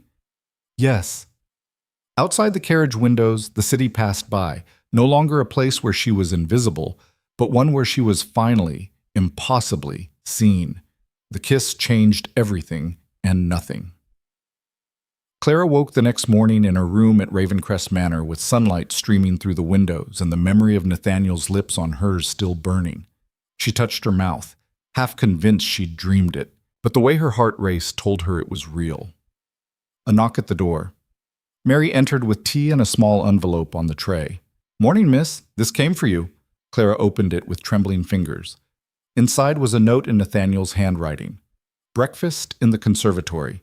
If you're not too mortified by last night's carriage incident. N." She laughed despite herself, pressed the note to her chest, and dressed quickly. The conservatory was a glass-walled room at the back of the manor, filled with plants and warm morning light. Nathaniel stood among the greenery, still in shirt sleeves, his hair slightly disheveled. He turned when she entered, and his face transformed. "Good morning." "Good morning." Claire's cheeks burned. "About last night?" "Don't!" He crossed to her, stopping just close enough that she could feel the warmth of him. "Don't apologize. Don't take it back. Unless you regret it?" "No, I don't know what I'm doing." "Neither do I." He smiled, soft and vulnerable in a way she'd never seen. "But I'd like to figure it out with you, if you'll have me." Clara's breath caught. "Are you asking?" "I'm asking if you'll let me court you, properly, with intentions that are entirely honorable and completely terrifying." "Nathaniel, I know the timing is strange. I know people will say terrible things. That I'm taking advantage, that you're a fortune hunter, that we're both insane." His voice grew firm. "But I don't care. I want you, Clara, not as a project or a cause, as a partner, as someone I can't imagine my life without." She stared at him, this impossible man who'd seen her when no one else had, who'd given her the courage to see herself. "Yes," she whispered. His smile could have lit the entire room. "Yes? Yes, I'll let you court me. I'll let you—" Her voice broke. "I'll let you love me, if that's what this is." "It is." He took her hands, his grip warm and steady. "It absolutely is." They stood there among the plants and morning light, holding hands like teenagers, grinning at each other like fools. "So what happens now?" Clara asked. "Now we tell the world." Nathaniel's expression turned serious. "And the world is going to lose its mind." He wasn't wrong. The announcement came 2 days later in the Times. His Grace, the Duke of Ravencrest, is pleased to announce his courtship of Miss Clara Whitmore, daughter of Edmund Whitmore, Esquire. The scandal was immediate and spectacular. Letters poured into Ravencrest Manor, some congratulatory, most vicious. How dare he sully the Ravencrest name with a nobody? She's clearly trapped him with feminine wiles. This is what happens when men think with their... Clara stopped reading after the first dozen. They all said variations of the same thing. She wasn't good enough, wasn't worthy, wasn't anything but an opportunist who'd seduced a duke. "Ignore them," Nathaniel said when he found her in the library, surrounded by discarded letters. "They're noise, nothing more. It's a lot of noise." "Yes, but it's also temporary. Give them something else to talk about, and they'll move on." "Like what?" His smile was calculating. "Like a woman who's not just a duke's girlfriend, but a voice in her own right." Lady Thornbury published Clara's essay on women's education the following week. It was sharp, uncompromising, and it named names. Politicians who'd voted against funding, aristocrats who preached virtue while denying their daughters basic learning. The response was explosive. Half of society was outraged, the other half was electrified. Clara received invitations to speak at reform meetings, women's groups, literary societies. Dr. Carr asked her to co-author a paper on healthcare access. Marcus Webb dedicated a poem to her, to the woman who refused to disappear. But the backlash was brutal. She was disinvited from several society events. Women she'd met at parties suddenly couldn't remember her name. And Vivian launched a campaign to destroy her reputation entirely, spreading rumors that Clara had abandoned her family, that she was living in sin at Ravencrest, that she was mentally unstable. "She's telling everyone you had a breakdown," Nathaniel reported one evening, his jaw tight with anger. "That I'm exploiting your fragile mental state." Clara set down her teacup with deliberate calm. "Is she?" "Clara, no, it's actually perfect." She stood, pacing. "She's so threatened by me that she has to paint me as insane, as someone who can't possibly be making rational choices. Because the alternative, that I chose myself, that I walked away from her poison, is too terrifying for her to accept." "You're not angry?" "Oh, I'm furious. But I'm also done caring what Vivian thinks. Clara turned to face him. I want to confront her. Publicly. I want to show everyone exactly who she is. Nathaniel's eyes gleamed. What did you have in mind? The opportunity came 2 weeks later at the Harrington Charity Gala, a massive event raising funds for orphanages and schools. Everyone who mattered would be there, including Vivian and Rosalind. Clara wore a gown Nathaniel had commissioned, deep sapphire silk that made her eyes look like the ocean, with a neckline just daring enough to make a statement. Her hair was swept up, her mother's locket gleaming at her throat. You look like a queen, Nathaniel said when she descended the stairs. I feel like I'm going to be sick. That's how you know it matters. He offered his arm. Ready? No, but let's go anyway. The Harrington ballroom was packed with London's elite, all glittering gowns and sharp eyes. Clara felt them watching as she entered on Nathaniel's arm, assessing, judging, whispering. She lifted her chin and smiled. They worked the room together, Nathaniel introducing her to politicians and reformers. Clara held her own in conversations about policy and philosophy, no longer the silent girl who'd once filled seats at dinner tables. Then she saw Vivian. Her stepmother stood near the refreshment table, holding court with a group of society matrons. Rosalind beside her, beautiful and bored. Vivian's eyes locked on Clara. Her expression went cold. Clara excused herself from her conversation and walked directly toward them. Nathaniel followed, a silent presence at her back. Vivian, Clara said pleasantly. Rosalind, how lovely to see you. The matrons went silent. This was the confrontation they'd all been waiting for. Vivian's smile was poisonous. Clara, or should I call you Miss Whitmore now, since you've apparently forgotten your family? I haven't forgotten anything, including every cruel word, every dismissal, every time you made me feel like I was less than nothing. Gasps rippled through the crowd. People were gathering now, sensing blood. I gave you a home, Vivian hissed, fed you, clothed you. You gave me a prison, and you made sure I knew every day that I was there on sufferance, that I should be grateful for scraps. You ungrateful? No. Clara's voice rang out, clear and strong. I'm not ungrateful. I'm done. Done pretending that your cruelty was kindness. Done accepting that I should shrink to make you comfortable. Done being invisible. You're making a scene, Vivian said, her voice shaking with rage. Good, because I want everyone here to know exactly who you are. Clara turned to address the growing crowd. This woman spent years convincing me I was worthless, that I should be thankful for a roof over my head while she gave her daughter everything and me nothing. She took my father's guilt over my mother's death and weaponized it, and when I finally found the courage to leave, she tried to destroy my reputation rather than face what she'd done. That's a lie, Vivian snapped. You left because you wanted to trap a duke. You saw an opportunity. I left because staying was killing me. Clara's voice broke slightly, but she didn't stop. I left because I realized that survival isn't the same as living, and I chose to live. Silence. Complete, suffocating silence. Then a voice from the crowd. Good for you. Clara turned. Lady Pembroke stepped forward, her expression fierce. I've known Vivian Whitmore for 20 years, Patricia said loudly, and I've watched her belittle every woman who threatened her fragile sense of superiority. It's about time someone stood up to her. Another voice. Dr. Carr. Miss Whitmore has more courage in her smallest finger than most people have in their entire body. She's brilliant and kind and everything this society claims to value but actively punishes. More voices joined in. Lord Ashford. Marcus Webb. People Clara had met through Nathaniel. People who'd seen her for who she was. Vivian's face went white, then red. You'll regret this, she said to Clara, her voice low and venomous. No, Clara said quietly. I won't.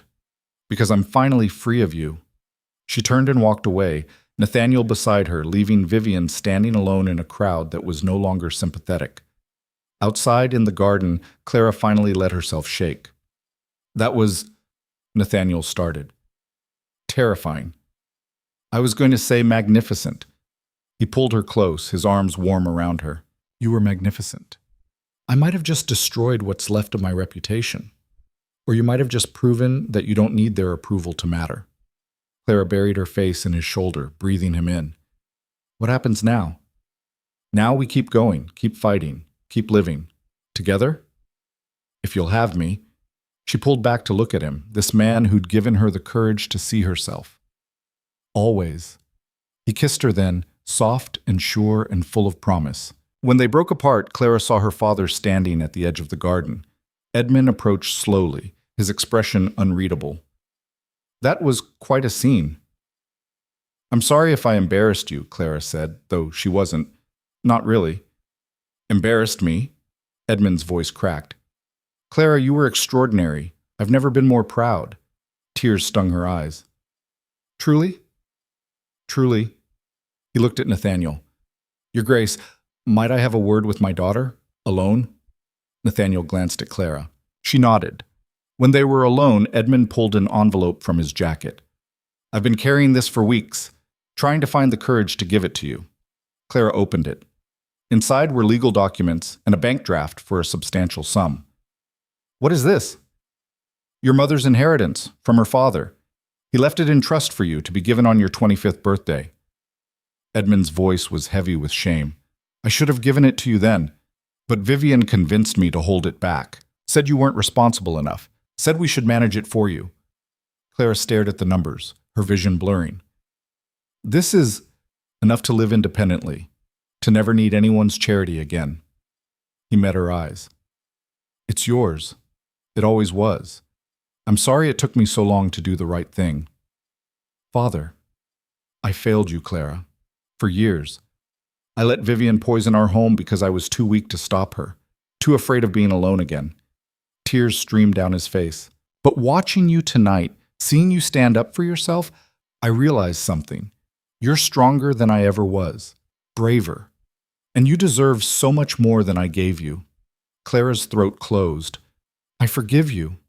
You shouldn't. Maybe not, but I do. She touched his hand. Because I'm tired of carrying anger, and because I want to move forward, not stay stuck in the past. Edmund pulled her into a hug, the first real embrace she could remember since childhood. Your mother would be so proud, he whispered, so very proud. When they parted, Clara felt lighter. Not healed, that would take time, but beginning to heal. 3 months later, Clara stood in Lady Thornbury's drawing room, surrounded by women who'd become friends. Dr. Carr was there, along with several writers, activists, and reformers. All right, Catherine said, calling the meeting to order.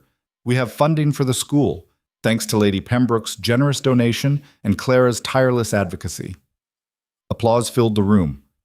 The school, a proper institution for girls from all backgrounds, had been Clara's project for the past 2 months. She'd written proposals, courted donors, fought bureaucrats, and somehow, impossibly, it was happening. We break ground next month, Clara said, still not quite believing it, and we'll have our first students by autumn. What will you call it? Someone asked. Clara touched her mother's locket. The Whitmore Academy. After my mother, who never got the education she deserved but made sure I understood its value. More applause. More tears. After the meeting, Nathaniel found her in the garden, staring at the plans for the school building. Penny for your thoughts? He asked. Just thinking about how different everything is now. 3 months ago, I was invisible. Now I'm building a school. You were never invisible, Clara, just unseen. There's a difference. She turned to face him. I never thanked you properly for everything. You don't need to thank me. Yes, I do.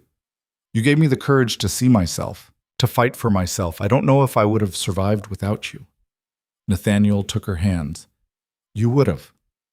Maybe not the same way, maybe not as quickly, but you would have survived, because that's who you are, a survivor who refused to stay broken. I'm still scared sometimes, that I'll wake up and this will all be gone, that I'll be back in that house, disappearing again. Then I'll remind you every day that you're real, that you matter, that you're... He paused, took a breath. Clara Whitmore, I love you. I'm in love with you. And I want to spend the rest of my life proving it. Her heart stopped. What are you saying? He knelt, pulling a small box from his pocket. I'm saying marry me. Not because society expects it or because it's convenient, but because I can't imagine my life without you. Because you make me braver and better and more myself than I've ever been. Clara stared at the ring, simple, elegant, perfect, and felt tears streaming down her face. Yes, she whispered. Yes, yes, yes. He slipped the ring onto her finger and stood, pulling her into a kiss that tasted like promise and forever. When they broke apart, both laughing and crying, Clara looked at this man who'd seen her when she couldn't see herself. I love you too, she said. So much it terrifies me. Good. We can be terrified together. The wedding took place 6 months later in the chapel at Ravencrest Manor. It was small, just close friends and family who actually mattered. Lady Thornbury, Dr. Carr, Lord Ashford, Marcus Webb, who read a poem that made everyone cry. Edmund walked Clara down the aisle, his hand trembling in hers. I don't deserve this, he whispered as they reached Nathaniel. To be part of your happiness. Clara squeezed his hand. Yes, you do, because you chose to change, and that matters. Nathaniel took her hand, his eyes bright with unshed tears. The ceremony was simple, traditional vows with one addition, a promise they'd written together. I promise to see you, Clara said, her voice steady. Every day. In all the ways you are. Not who you should be or could be, but who you are. And to love all of it. I promise to stand beside you, Nathaniel said. Not in front, not behind. Beside. As your partner. Your equal. Your home. When they kissed, the small crowd erupted in cheers. At the reception, Clara found herself pulled aside by Rosalind. Her stepsister looked different, thinner, tired, less certain. I wanted to say... Rosalind stopped, started again. I'm sorry. For everything, for being cruel, for making you feel small, for... Her voice broke. For being my mother's daughter. Clara studied her, this woman who'd tormented her for years. She could be cruel now, pay back every slight, every sneer. Instead, she said, Thank you, I accept your apology. Just like that? Just like that. Because holding on to anger hurts me more than it hurts you, and I'm done hurting. Rosalind's eyes filled with tears. I don't know how to be anything but what she made me. Then learn. It's never too late to choose differently. Clara paused. And if you ever need help, if you ever want to escape, I'm here. Rosalind nodded, speechless, and walked away. Later, as the sun set and lanterns lit the gardens, Clara and Nathaniel stood together watching their guests dance and laugh. Happy? He asked.